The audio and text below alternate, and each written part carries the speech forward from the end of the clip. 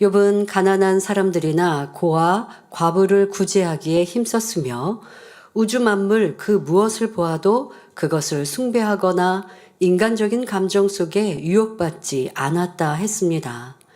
욥의 삶은 오늘날 성령을 받고 신앙생활하는 우리의 관점에서 보아도 참으로 배울 점이 많은 삶이었습니다.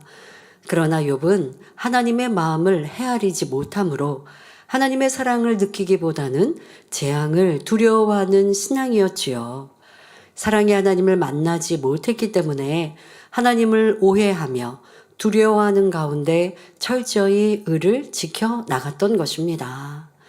이는 참된 의가 아니기 때문에 하나님께서는 욥을 참된 의의 차원으로 이끄시기 위해 연단을 허락하신 것입니다. 오늘도 욥이 말하는 그의 의로움을 살펴보겠습니다.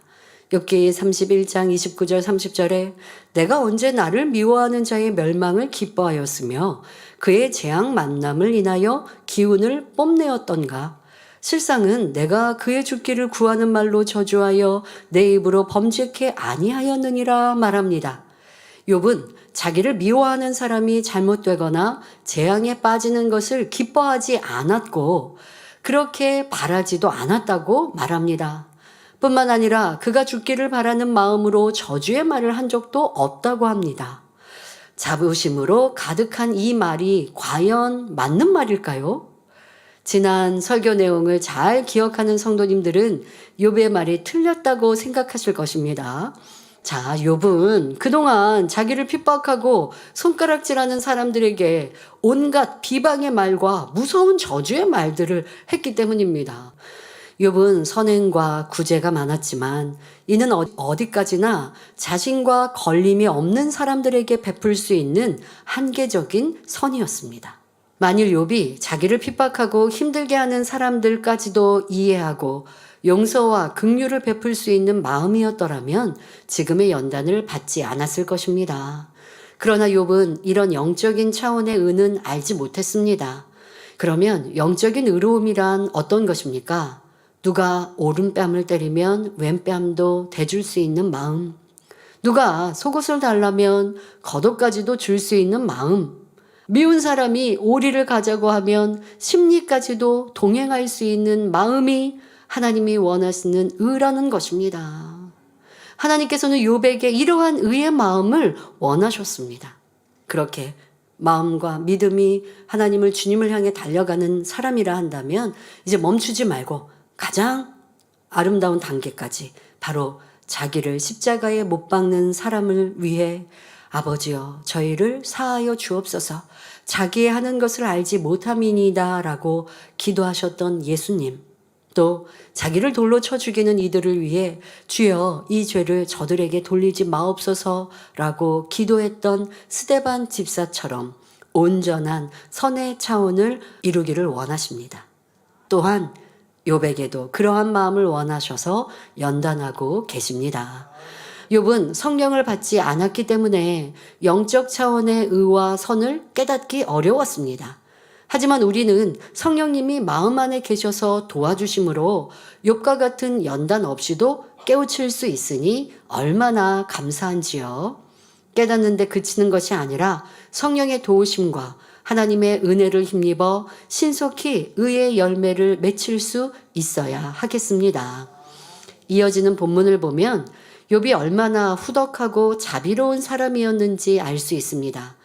욥기 31장 31절에 내 장막 사람의 말이 주인의 고기에 배부르지 않은 자가 어디 있느뇨 하지 아니하였었는가 말합니다. 욥은 자기 집에서 일하는 종이나 일꾼이라 할지라도 차별하지 않고 배부르게 먹였습니다. 이웃을 자기 몸같이 사랑하는 마음으로 선을 베풀었던 것입니다. 여러분의 모습은 어떠하신지요? 아랫사람이라 해서 함부로 대하거나 행색이 초라하다 해서 차별하지는 않았는지요? 하나님께서는 나라와 민족 또는 빈부 귀천을 구별치 않으십니다. 특정인을 편애하지 않으시며 누구에게나 동일한 사랑과 구원의 은총을 베푸는 분이십니다.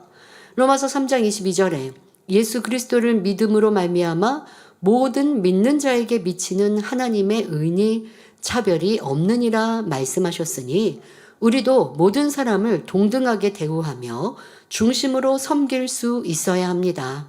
계속해서 욥의 의로운 삶을 살펴보겠습니다. 욥기 31장 32절에 나그네로 거리에서 자게 하지 아니하고 내가 행인에게 내 문을 열어 주었었노라 말합니다. 욥은 나그네가 노숙하지 않도록 배려해 주었으며 낯선 행인도 집으로 들여서 따뜻하게 대접해 주었습니다. 오늘날은 욥처럼 사랑으로 행하는 사람이 드물지만 설령 사랑이 있다 해도 마음 놓고 도와줄 수 없는 세대입니다. 너무나 죄로 간영하여 이웃 간에도 믿을 수 없으며 더구나 낯선 사람에게 문을 열어준다는 것은 생각조차 할 수도 없는 시대가 되었습니다.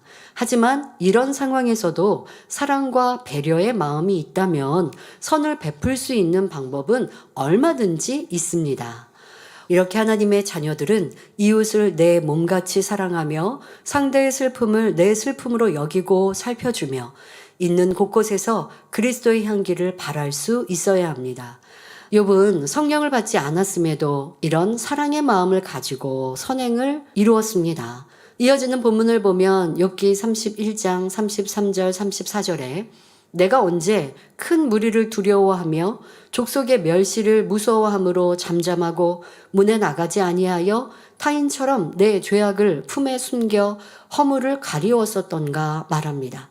욥은 많은 무리가 어려움을 해결해 달라고 도움을 청할지라도 그런 일로 숨거나 사람들의 말을 두려워하여 바깥 출입을 못한 적이 없다고 말하고 있습니다.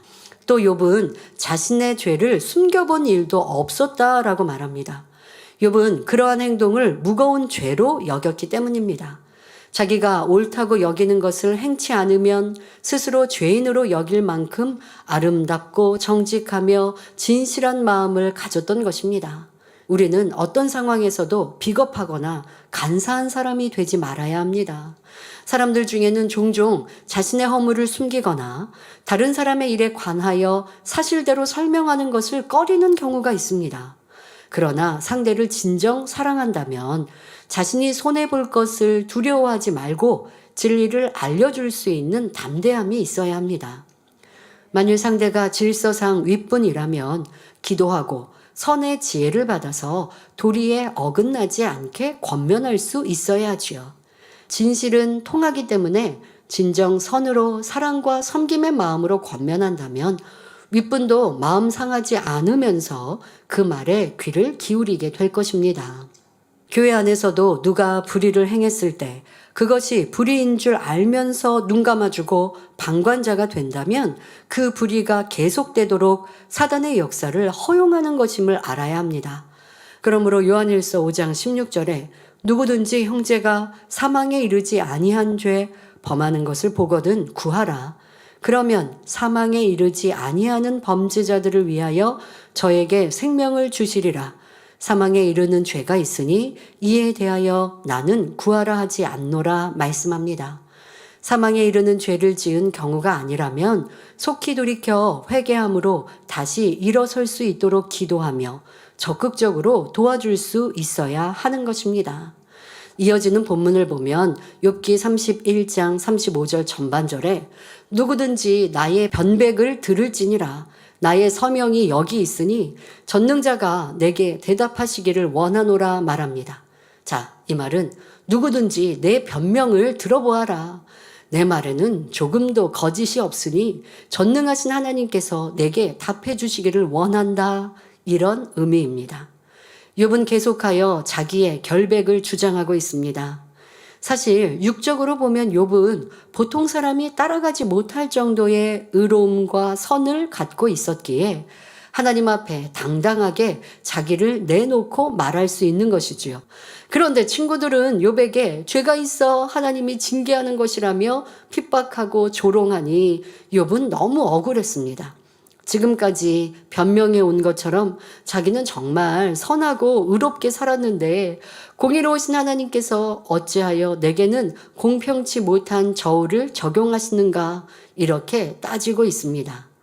그러나 진리로 비추어 보면 욥의 말은 겸손하지 못하고 교만합니다. 피조물이 어떻게 감히 하나님 앞에 따질 수 있겠습니까? 욥은 이처럼 있을 수 없는 일을 행하면서도 자기는 의롭다 내세우고 있습니다. 이는 참된 의인의 모습이 아니기 때문에 하나님께서 욥을 연단하실 수밖에 없는 것입니다. 욥은 진리 자체를 알지 못하니 계속해서 자기 의를 당당하게 주장해 나갑니다. 욥기 31장 35절 후반절부터 37절에 내 대적에 기록한 소송장이 내게 있었으면 내가 어깨에 매기도 하고 면류관처럼 머리에 쓰기도 하며 내 걸음의 수요를 그에게 고하고 왕족처럼 그를 가까이 하였으리라 말합니다. 자, 욥은 자기의 허물을 기록한 소송장이 있다면 그것을 자랑스럽게, 이 소송장을 자랑스럽게 어깨에 매기도 하고 면류관처럼 귀히 여겨서 머리에 쓰겠다고 말하고 있는 것입니다. 만일 자기가 깨닫지 못하는 불의가 있어서 누군가 그것을 지적해 준다면 그 말을 면류관처럼 귀하게 여길 뿐 아니라 그 사람을 왕족처럼 떠받들며 가까이 하겠다는 것입니다. 그러면 욥은 친구들의 지적을 받지 못하던데요? 라고 물으실 분도 계실 것입니다. 이는 욥의 입장에서 볼 때 친구들은 바른 선생이 되어줄 수 없고 그들의 지적 또한 옳지 않기 때문입니다. 하지만 욥은 근본적으로 선한 양심을 가진 사람이었기에 지적받기를 좋아했다는 것입니다. 우리도 영적으로 성장하려면 칭찬이나 위로받기를 좋아하기보다는 권면과 지적받기를 사모해야 합니다. 만일 여러분이 지적받을 때 속상하다면 이는 자존심이 살아있다는 증거임을 깨달아 깨트려 버려야 합니다. 이어지는 본문을 보면 욥기 31장 38절 39절에 언제 내 토지가 부르짖어 나를 책망하며 그 일왕이 일시에 울었던가 했는데 이는 욥이 자기의 토지가 저주받을 만한 일을 하지 않았음을 말하는 것입니다. 옛날에는 주요 산업이 농업이었기 때문에 토지는 매우 중요한 재산이었으며 농사는 생존과 직결되는 일이었습니다. 그러니 만일 누군가에게 너의 농사가 망해버렸으면 좋겠다라고 말한다면 큰 저주였지요. 지금 시대로 바꾸어 말하면 내 사업이 실패해버렸으면 좋겠다라는 말과 다름없는 것입니다. 그런데 욥은 이런 말을 들을 만한 악을 행치 않았다는 것입니다. 하나님께서는 악인에게나 선인에게나 동일하게 햇볕과 비를 주십니다. 또한 땅은 정직해서 누가 씨앗을 심든지 싹을 내는 것이 순리입니다. 악인이든 선인이든 얼만큼 정성 다해 가꾸느냐에 따라 수확량이 달라지는 것입니다. 세상 모든 일이 마찬가지입니다. 그러나 심판의 날에 악인과 선인이 거두는 열매는 전혀 다릅니다. 요한복음 5장 29절에 선한 일을 행한 자는 생명의 부활로 악한 일을 행한 자는 심판의 부활로 나오리라 말씀한 대로 우리가 예수 그리스도를 믿음으로 선을 심으면 영생의 열매를 거두고 반대로 악을 심으면 영벌의 열매를 거두게 되는 것이 공의의 법칙입니다. 이어지는 본문을 보면 욥기 31장 39절에 언제 내가 값을 내지 않고 그 소산물을 먹고 그 소유주로 생명을 잃게 하였던가 했는데 이는 욥이 다른 토지의 소유주와의 관계를 비롯하여 모든 사람과의 관계 속에 정직하게 살아왔음을 설명하는 말입니다. 그리고 만일 자신이 정직하게 행하지 않았다면 어떤 대가를 받아야 마땅한지를 다음과 같이 말합니다. 욥기 31장 40절에 그리하였으면 밀 대신에 찔레가 나고 보리 대신에 자풀이 나는 것이 마땅하니라 하고 욥의 말이 그치니라 기록되어 있습니다. 자, 먹는 식용 작물인 밀과 보리 대신 찔레와 같은 가시나무와 잡초가 나는 것이 마땅하다는 것은 곧 자기의 모든 소산이 잘못되기를 원한다는 말이지요. 욥은 끝까지 자기의 정당성을 말하고 있습니다. 자기는 나쁘게 행한 일이 없건만 이처럼 엄청난 불행을 겪고 있다며 고통을 호소하는 장면입니다. 욥이 신속히 자기 악을 깨달아 통에 자복해야 하는데 여전히 자기 의를 주장하고 있으니 아직 연단이 끝나지 않는 것입니다. 욥은 육적으로 볼 때는 보통 사람이 따를 수 없는 선과 의로움을 가진 사람이었습니다. 하지만 시험할 난이 오자 하나님 앞에 따지고 친구들과 끊임없이 변론을 했으며 조금도 양보하거나 져주는 모습이 없고 많은 사람을 자기 아래에 두는 교만함이 있었습니다. 또 자기를 해롭게 하는 사람에게는 서슴없이 저주하는 모습도 볼 수 있었지요. 이는 영적으로 봤을 때 결코 의인의 모습이라 할 수 없습니다. 그러니 하나님께서는 욥의 마음속 깊이 숨어있는 악의 모습들을 낱낱이 드러내심으로 그가 회개함으로써 참된 의인이 되도록 인도하고 계십니다. 우리 성도님들도 이 욥기 말씀을 통해 마음속의 악과 자기 의를 발견하고 온전히 벗어버림으로 하나님 보시기에 참된 의인으로 나오시기를 주님의 이름으로 축원합니다.